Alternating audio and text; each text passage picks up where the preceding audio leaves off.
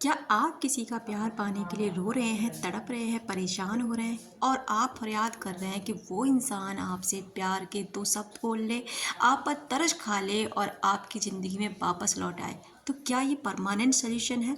क्या आपको सच में इस चीज़ से खुशी मिल जाएगी कि आप भिखारी बनकर आप उससे भीख मांगते रहें और वो थोड़ा-थोड़ा सा आपकी झोली में आपको तरस खाकर ना डालता रहे? यानी कि कभी मैसेज कर ले, कभी कॉल कर ले या कभी आपसे कभी-कभार थोड़ा बहुत बिना मन के मिल ले, तो क्या आप इसमें खुश रह लेंगे? अगर आपकी भी ऐसी कोई सिचुएशन है ना कि किसी भी इंसान के लिए आप प्यार के लिए रो रहे हैं, तड़प रहे हैं, यानी कि आप उसके लिए भीख माँग रहे हैं कि प्लीज़ मेरी लाइफ में लौट कर आ जाओ, मैं तुम्हारे बिना अधूरा हूँ या अधूरी हूँ, तो ये वीडियो आपके लिए है। नमस्कार दोस्तों, आपका स्वागत है मैग्नेट ऑफ लव में, जहाँ बात करते हैं स्पिरिचुअलिटी की, लॉ ऑफ अट्रैक्शन की, रिलेशनशिप की, मेडिटेशन और डेली मोटिवेट होकर अपनी लाइफ को कैसे आगे बढ़ाएं। तो अगर आप ऐसे वीडियोस देखना पसंद करते हैं तो ये चैनल आपका स्वागत करता है।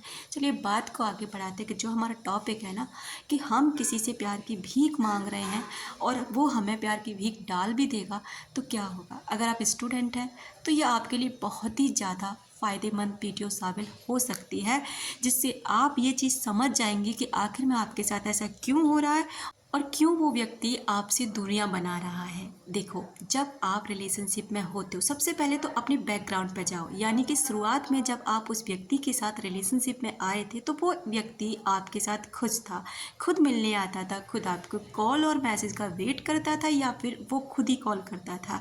आखिर में उस समय ऐसा क्या था, अपने अंदर झांक के देखो कि आप उस समय कैसे थे, किस टाइप के व्यक्ति थे, किस टाइप का आपका नेचर था, किस तरीके से आप उस व्यक्ति को लेते थे, यानी कि कैसे उसका रिप्लाई करना, वो सारी चीज़ें नोटिस करो।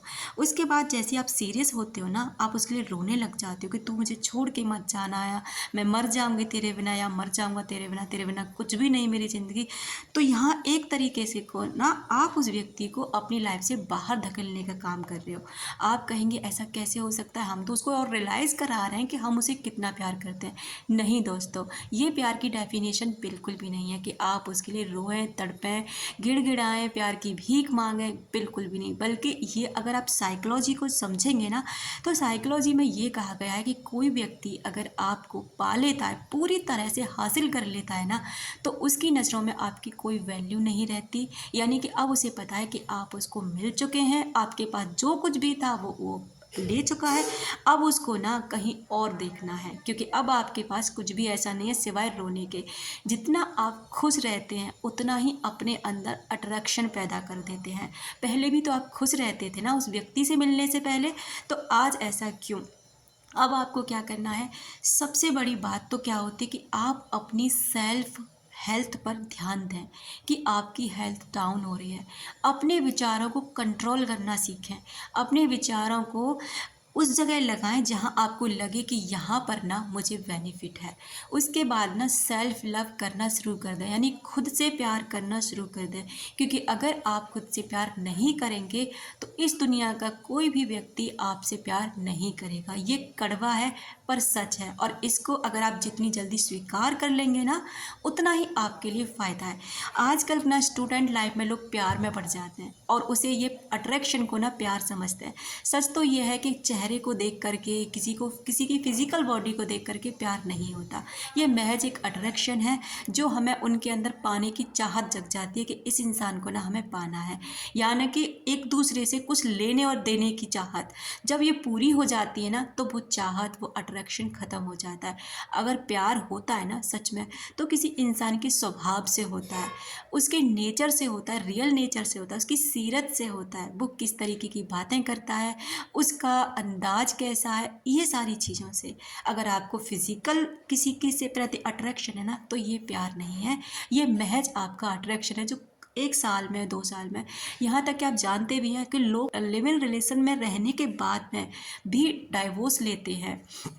यानी कि शादी से पहले वो प्यार करते हैं कई कई साल तक, उसके बाद वो शादी कर लेते हैं, शादी करने के 1-2 साल बाद ही ना उनका एक दूसरे से मन भरने लगता है और वो डाइवोर्स ले लेते हैं। क्यों? आखिर ऐसा क्यों होता? उन्हें तो बहुत प्यार था, जुनून सवार था, क्योंकि अब उन्होंने ना एक दूसरे को पा लिया है और पाने के बाद ये अट्रैक्शन खत्म हो चुका है। अब वो अलग अलग जगहों पर जाने की कोशिश करते हैं। आप ही बताइए, जो बंदा पहले से ही 4 गर्लफ्रेंड रख चुका हो, क्या वो किसी के प्रति लॉयल रह सकता है? या कोई लड़की 4-5 बॉयफ्रेंड पहले बना चुकी हो, क्या वो एक व्यक्ति के साथ लॉयल रह सकती है? नहीं रह सकती, क्योंकि उसे आदत है इसी तरीके की, उसका नेचर ही यही है। आप उसके लिए कितना भी प्यार करना, उस व्यक्ति को कितना भी दे लेना, पर उसका नेचर यही है कि कुछ समय के बाद वो कहीं और जाएगा।